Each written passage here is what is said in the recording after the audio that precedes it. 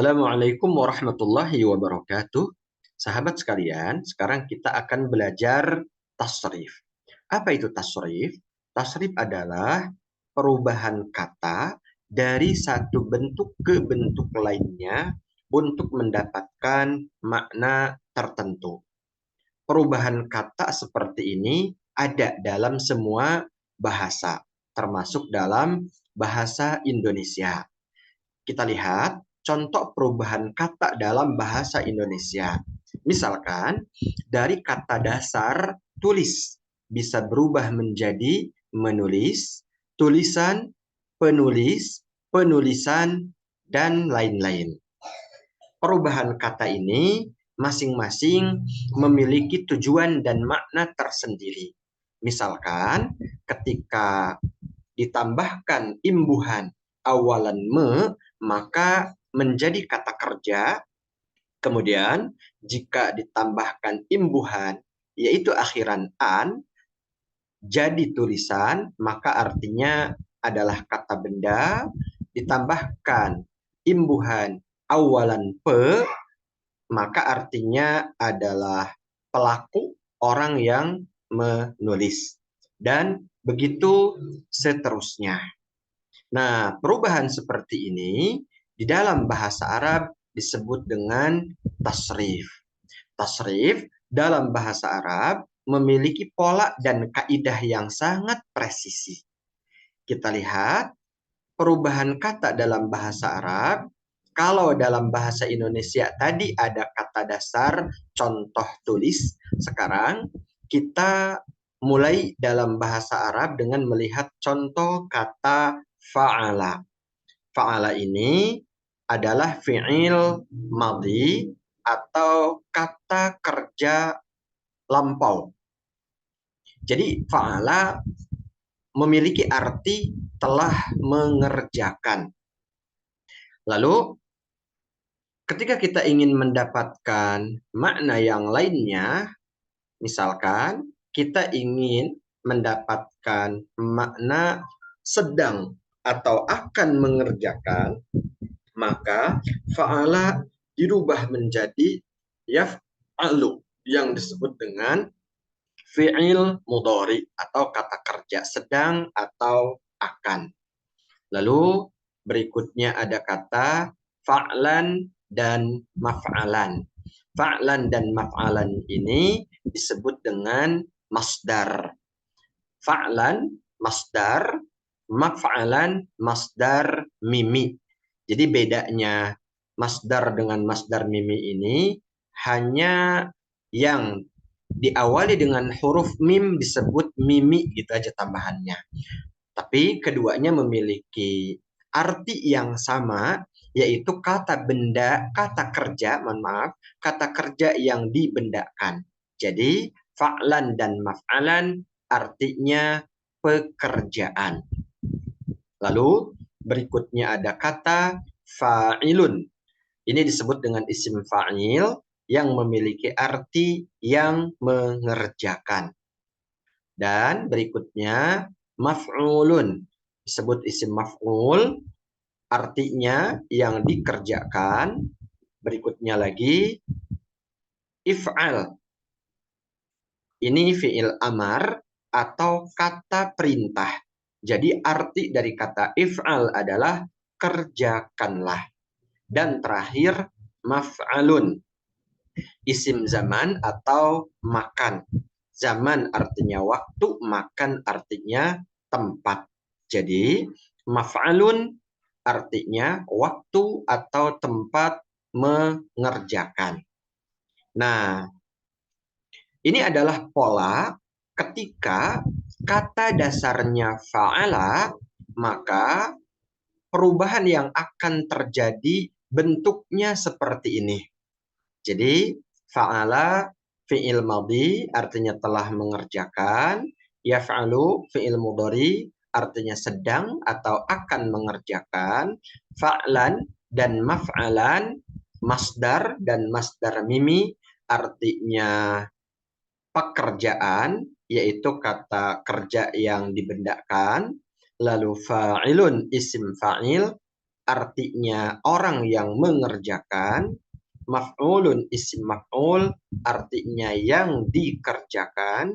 If'al fi'il amar atau kata perintah artinya kerjakanlah. Maf'alun isim zaman atau makan. Waktu atau tempat mengerjakan. Jadi maf'alun artinya waktu atau tempat mengerjakan.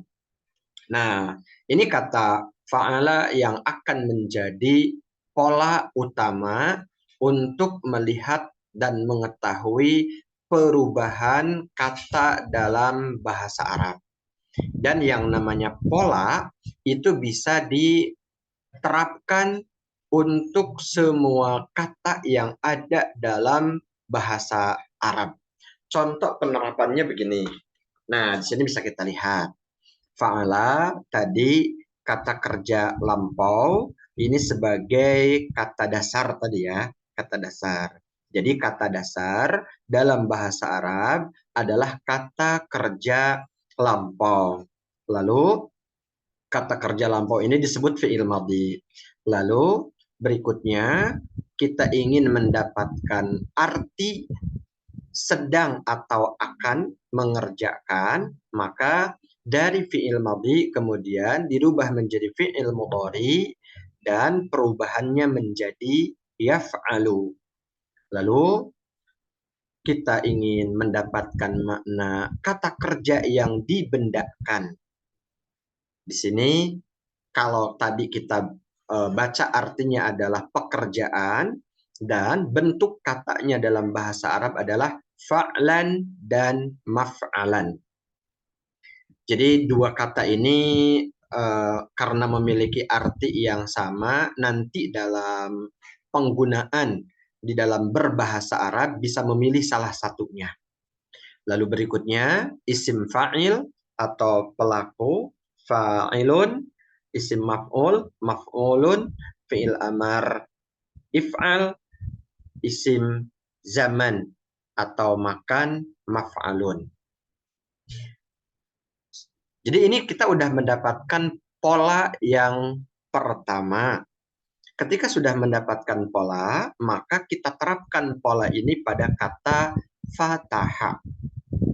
Fataha, kita lihat bentuk katanya persis sama atau mirip dengan kata fa'ala, yaitu terdiri dari 3 huruf, harokatnya sama semua. Fataha, fathah 3. Ya. Dan fataha ini berarti sama dia adalah fi'il madhi yang berarti telah membuka. Lalu ketika fi'il madhinya sama, fataha sama dengan fa'ala, maka otomatis bentuk yang lainnya akan mengikuti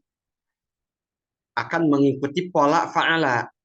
Maka kita lihat yaftahu sama dengan yaf'alu, fathan sama dengan fa'lan, maftahan sama dengan maf'alan, dan begitu seterusnya. Fatihun sama dengan fa'ilun, maftuhun sama dengan maf'ulun, iftah sama dengan if'al, maftahun sama dengan maf'alun. Jadi kita mendapatkan makna dari telah membuka menjadi sedang atau akan membuka, membuka atau pembukaan, yang membuka, yang dibuka, bukalah, kemudian waktu atau tempat membuka. Nah, maka di sini kita harus memahami, oh kalau dari fa'ala, ya fa'alu berarti perubahannya seperti ini, maka kata yang fa'ala ya fa'alunya fi'il madhi dan fi'il mudhari'nya sama, nanti perubahan berikutnya akan mengikuti. Baik. Lalu setelah kita membaca dan melihat contoh tadi, maka berikutnya yang perlu kita ketahui adalah bahwa pada bahasa Arab, kata kerja itu memiliki batasan jumlah huruf. Batasan jumlah huruf pada kata kerja di dalam bahasa Arab yang di sini patokannya adalah fi'il madhi, kata kerja lampau ada 4 tingkat gitu ya. Yang pertama ada kata yang terdiri dari 3 huruf. Contohnya kataba, artinya telah menulis. Kemudian yang kedua ada yang 4 huruf, contohnya anzala, artinya telah menurunkan. Terus ada yang 5 huruf, contohnya ibta'ada, artinya telah menjauhi. Dan yang terakhir ada yang 6 huruf, contoh katanya istaghfara, artinya telah beristighfar, telah meminta ampunan. Nah, kataba di sini sama dengan pola fa'ala, sehingga kata kataba nanti perubahannya akan mengikuti perubahan kata fa'ala seperti di contoh sebelumnya. Adapun kata anzala sama dengan kata af'ala, diawali dengan huruf alif atau hamzah, kemudian huruf keduanya sukun, huruf ketiga fathah, huruf keempat fathah. Jadi anzala sama dengan af'ala, sehingga nanti perubahan anzala akan disamakan atau mengikuti perubahan pada kata af'ala. Begitu juga dengan ibta'ada mengikuti perubahan pada kata ifta'ala, istaghfara mengikuti perubahan pada kata istaf'ala. Jadi ini ya, ada 3, 4, 5, dan 6 huruf. Seluruh kata kerja dalam bahasa Arab tidak akan keluar dari batasan ini. Tidak akan ada yang kurang dari 3 huruf dan tidak akan ada yang lebih dari 6 huruf dasar dalam kata kerja di fi'il madhi atau kata kerja lampau. Nah, baik. Untuk prakteknya, kita mulai dari yang 3 huruf. Yang 3 huruf ini sama sebenarnya seperti contoh di awal tadi, yaitu pada kata fa'ala yaf'ulu. Hanya di sini yang 3 huruf ada 3 cara baca yang sedikit berbeda yang perlu kita fahami. Dan 3 cara baca di sini saya lebih meng-highlight, lebih menekankan kepada cara baca yang ada pada fi'il mudhari nih, yaf'ulu, yaf'ulu. Jadi nanti ada yang fa'ala yaf'ulu, fi'il mudhari'nya ainnya berharokat dhammah. Kemudian yang kedua ada yang fa'ala yaf'alu, ainnya fathah. Kemudian ada yang ketiga fa'ala yaf'ilu, ini ainnya kasrah. Ya. Nah, ini 3 perbedaan yang nanti akan mempengaruhi pola di perubahan berikutnya, ya. Di perubahan berikutnya. Oke, kita kembali ke yang dhammah dulu nih. Yang dhammah fa'ala yaf'ulu. Untuk fa'ala yaf'ulu di sini ada 3 contoh, 3 kata nih.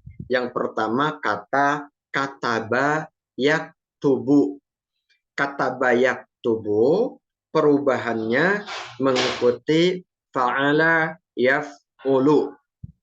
Jadi fa'ala yaf'ulu, fa'lan, maf'alan, fa'ilun, maf'ulun, uf'ul, maf'alun.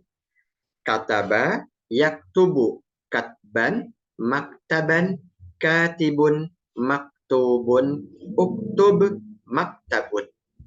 Jadi kita harus sudah tahu berarti arti dari kataba itu telah menulis, yaktubu sedang atau akan menulis, dan berikutnya seperti yang tertera di sini arti dari masing-masing kata tersebut.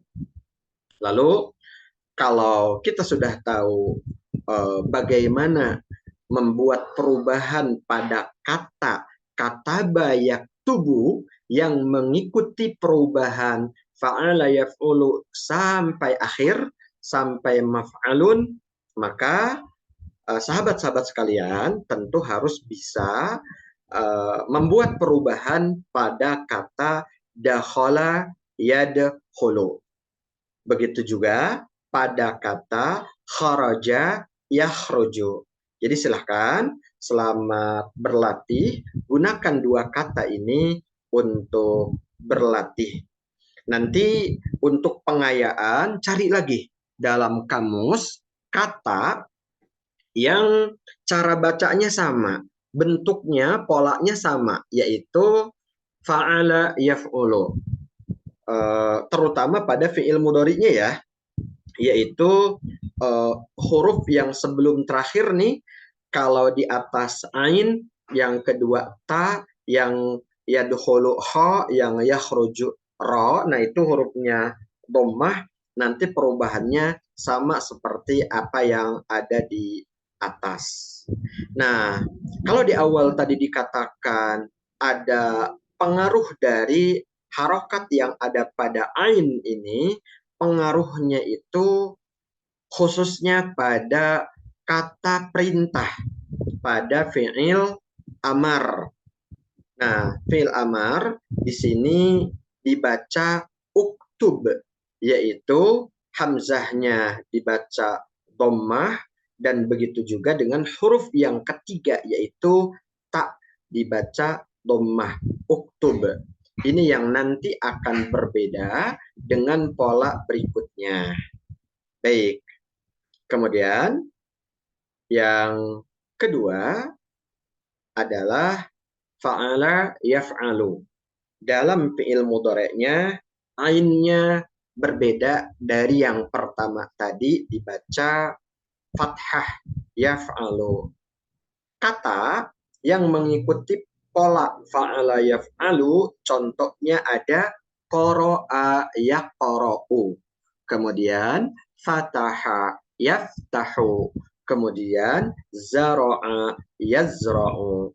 Prinsipnya sama seperti perubahan di awal tadi, mengikuti pola di atas, cuman berkaitan dengan ainnya dalam fi'il mudhari yang berharokat fathah. Nah, ini berpengaruh kepada fi'il amar, kata perintah. Jadi, kalau dari fa'ala yaf'ulu tadi, fi'il amarnya dibaca uf'ul, dari kata bayak tubuh jadi uktub.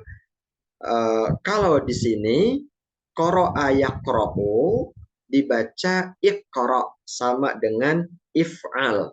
Begitu juga fataha yaftahu menjadi iftah gitu ya. Iftah. Nah, baik.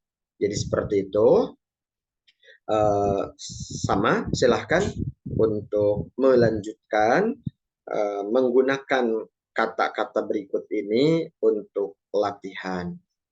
Dan yang berikutnya ada fa'ala yaf'ilu, yang ainnya pada fi'il mudhari'nya kasrah, yaf'ilu.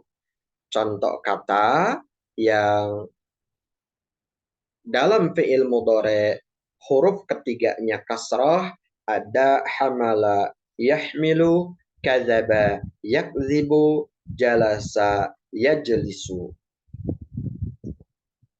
Nah, ini juga sama, perubahan untuk hamala yahmilu sudah saya lengkapi di sini.